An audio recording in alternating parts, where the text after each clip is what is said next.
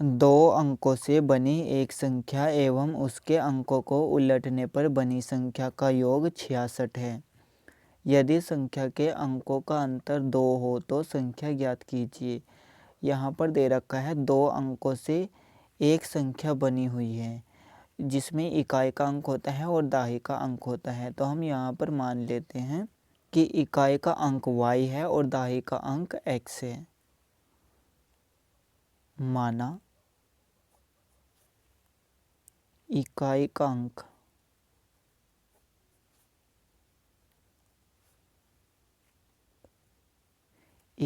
अंक y है तथा दहाई का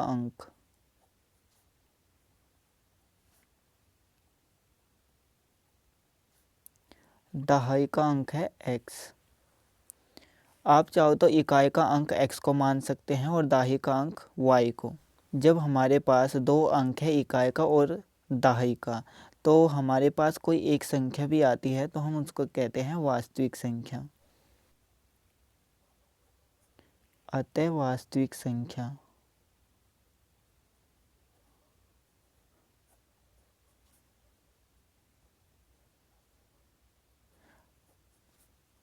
क्या हो जाएगी 10x प्लस y। वास्तविक संख्या को हम मूल संख्या भी कहते हैं या फिर संख्या कहते हैं। अब देखिए इकाई का अंक y है, इकाई का अंक y और दहाई का अंक x है।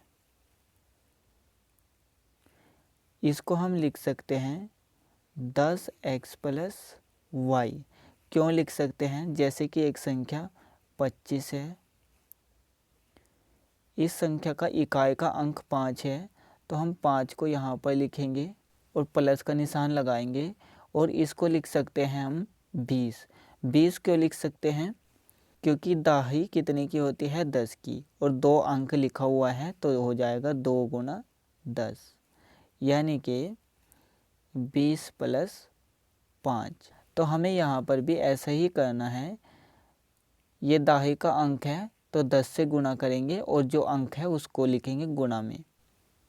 अब इन्होंने कहा है कि उसके अंकों को उलटने पर बनी संख्या यानी कि इकाई का अंक दहाई हो जाए और दहाई का अंक इकाई हो जाए तो हम क्या करेंगे y को इधर रख देंगे और x को इधर रख देंगे तो ये हो जाएगा yx। तो अब यहाँ से हमारे पास क्या आएगा 10y प्लस x हो जाएगा। तो हम यहाँ पर लिखेंगे अंकों को उलटने पर बनी संख्या। अंकों को उलटने पर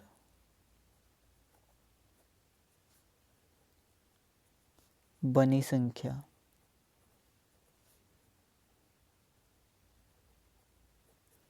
कौन सी संख्या बनी है? 10y plus x। 10y plus x। अब दोबारा से पढ़िए इन्होंने क्या कहा है। 2 अंकों से बनी संख्या जो कि वास्तविक संख्या है यानी कि मूल संख्या है तो ये हो गई 10x प्लस वाई एवं उसके अंकों को उलटने पर बनी संख्या।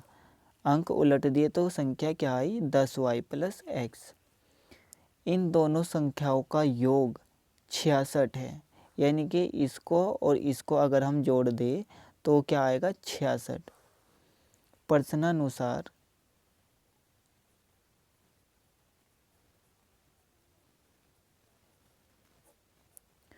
यानी कि प्रश्न के अनुसार क्या दे रखा है, इन दोनों को जोड़ना है और जब हम इन दोनों को जोड़ेंगे तो क्या आ जाएगा 66। इनको हम ब्रैकेट में करके लिखेंगे 10x प्लस वाई और 10y प्लस x को जोड़ने पर क्या आता है 66। अब हम इस समीकरण को हल करेंगे। ब्रैकेट खोल देंगे 10x plus y plus 10y plus x बराबर 66। देखिए यहाँ पर जो चर राशि है वो सेम है तो ये भी प्लस का है और ये भी प्लस का है। अंकों को जोड़ देंगे और जो चर राशि है उसको सेम रखेंगे, यानी कि उसकी गुणा में रख देंगे। तो 10 और 1 11 हो जाएगा। x यहाँ पर 1 y है और ये है 10 y, तो ये भी 11 y हो जाएगा बराबर 66। अब यहाँ पर देखिए 11 इन दोनों में लिखा हुआ है तो 11 हो जाएगा कॉमन। यहाँ से क्या बचेगा x प्लस यहाँ से क्या बचेगा y बराबर में क्या है 66। अब हम 11 को दूसरी तरफ लेकर जाएंगे तो ये भाग में जाएगा क्योंकि इस तरफ गुणा में है। तो यहाँ से क्या बचेगा x प्लस वाई बराबर 66/11। 66 को 11 से भाग करेंगे तो 6 आ जाएगा। x प्लस वाई बराबर कितना आ जाएगा 6। इसको हम समीकरण 1 नाम दे देंगे। अब देखिए दूसरा क्या दे रखा है, यदि संख्या के अंकों का अंतर 2 हो। अंक कौन कौन से हैं x और y। अंतर मतलब घटाने के बाद 2 आता है। अगर हम x माइनस वाई करें तो 2 आना चाहिए। यदि हम y को इस तरफ कर दे और x को इस तरफ कर दे, ये हो जाएगा y माइनस एक्स, तो तब भी हमारे पास 2 ही आना चाहिए। अब यहाँ से हमारे पास 2 कंडीशन आएगी।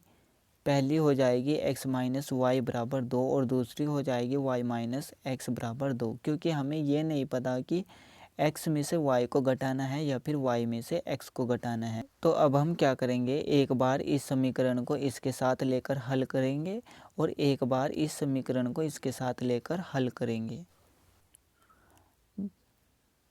तथा क्या दे रखा है, संख्या के अंकों का अंतर 2 हो, यानी कि x माइनस वाई बराबर 2 या फिर y माइनस एक्स बराबर 2 होना चाहिए।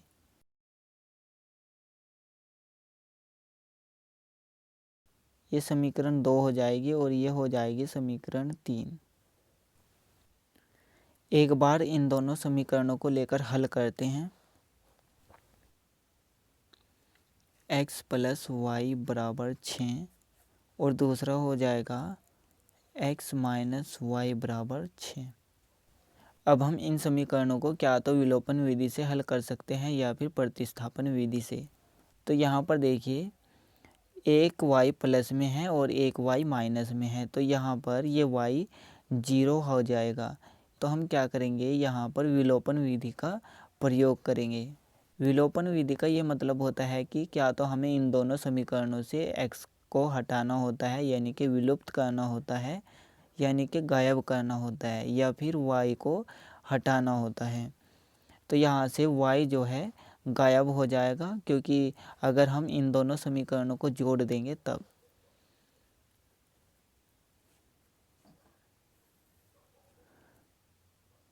ये कट जाएगा और ये हो जाएगा 2x बराबर, इन दोनों को जोड़ देंगे तो क्या आएगा 12।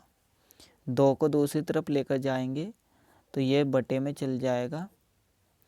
12 को 2 से भाग करेंगे तो 6 आ जाएगा।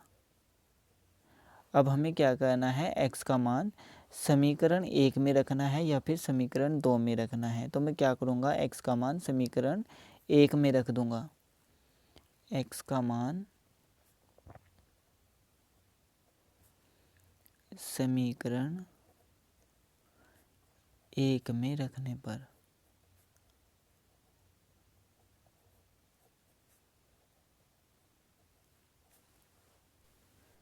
x की जगह 6 को रखेंगे।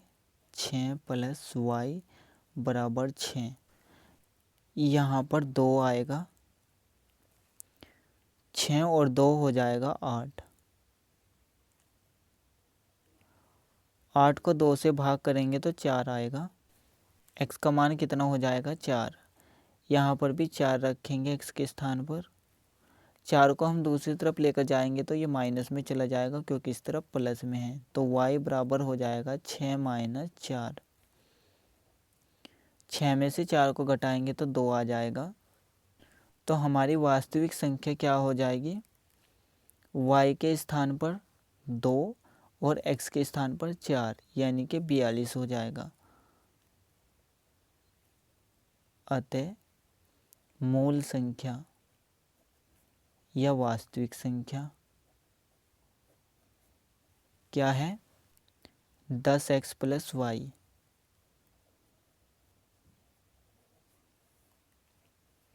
10 गुणा x का मान कितना आया 4 प्लस वाई, ये हो जाएगा 40 प्लस 2, इन दोनों को जोड़ेंगे तो 42 आ जाएगा। जिस तरह से हमने इन दोनों समीकरणों को हल किया है और बाद में हमारे पास एक संख्या निकल कर आई है, उसी तरह से जब हम इन दोनों समीकरणों को हल करेंगे तब भी हमारे पास इसी तरह से एक संख्या निकल कर आएगी। इन समीकरणों को भी आपको एग्ज़ाम में हल करके दिखाना है, तो ये आप घर से ट्राई करना, ये आपका होमवर्क है।